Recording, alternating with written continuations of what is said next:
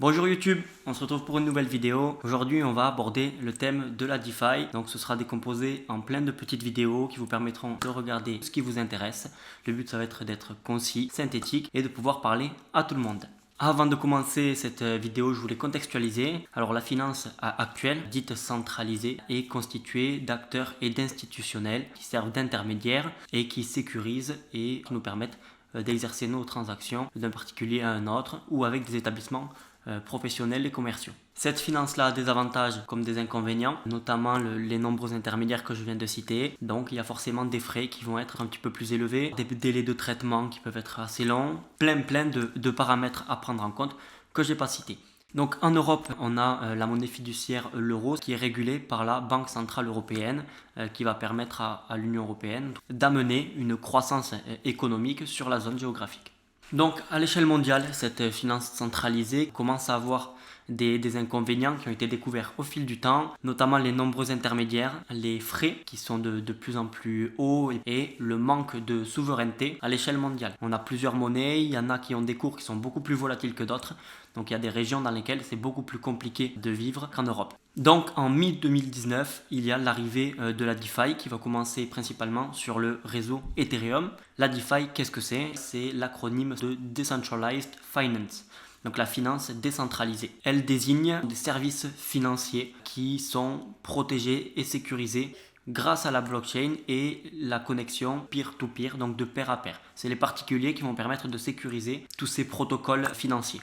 Donc cet acronyme désigne les services financiers sécurisés de pair à pair sur des blockchains publiques. Avant de commencer, je tenais à préciser que je fais ces vidéos uniquement pour partager ma passion et essayer de développer un petit peu à mon échelle, faire connaître cet écosystème de la DeFi et de la blockchain. Ne suivez pas aveuglément mes conseils ou ceux d'autres personnes. Informez-vous avant, faites vos recherches avant de faire un investissement et n'investissez que l'argent que vous êtes prêt à perdre. On se retrouve tout de suite après l'intro.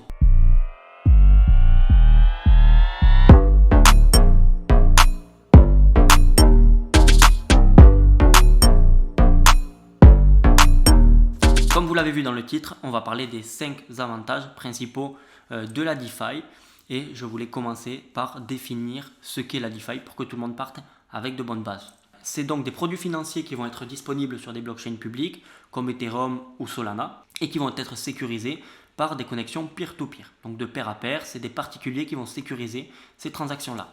Le gros avantage, c'est que vous n'avez pas d'intermédiaire.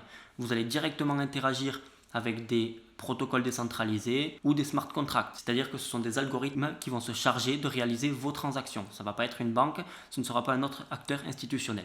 Premier avantage, pour commencer la DeFi, vous n'avez pas besoin d'ouvrir un compte, d'avoir plein de justificatifs, il vous suffit d'une connexion internet et de créer un portefeuille, ce qu'on appelle un wallet. Pour ceci, on ne vous demandera pas nécessairement de fournir des justificatifs de domicile, de revenus ou d'identité. Ça va vraiment dépendre du wallet que vous ouvrez. Maintenant, il faut savoir que vous avez de plus en plus de plateformes qui vont vous demander un KYC, un Know Your Customer, qui va permettre d'identifier le client auquel elles ont affaire pour répondre aux problématiques des blanchiments d'argent que les États combattent. Deuxième point, la transparence. Vous allez pouvoir voir directement toutes les transactions réalisées sur le réseau en temps réel. Donc ça va être pseudonymisé par les adresses des portefeuilles que vous avez créés à l'étape juste avant, mais vous pourrez voir les mouvements de monnaie de chacun. Également, n'importe quel acteur avec son capital de départ profitera d'un taux d'intérêt égal à l'autre acteur indépendamment de son capital. Donc quelqu'un qui est au Burkina Faso qui va ouvrir un wallet et qui va commencer à faire de la DeFi, s'il a 1% d'intérêt sur un protocole, même Bill Gates qui ouvre son wallet aura 1% d'intérêt sur ce protocole.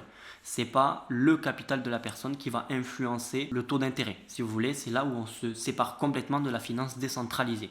Troisième point, l'anonymat. Donc ce n'est pas réellement de l'anonymat sur les blockchains, même si c'est ce qu'on entend beaucoup, c'est plutôt du pseudonymat. Comme je vous le disais tout à l'heure, vous allez avoir une adresse de plein de chiffres et de lettres qui vont être mélangés, qui vont être votre adresse wallet. Et c'est cette adresse-là qui va apparaître lors des transactions sur la blockchain. En aucun cas, vous ne verrez votre nom et votre prénom de noter. Quatrième point, la flexibilité. La DeFi va vous permettre de réaliser des transactions, peu importe le temps, le jour et l'heure.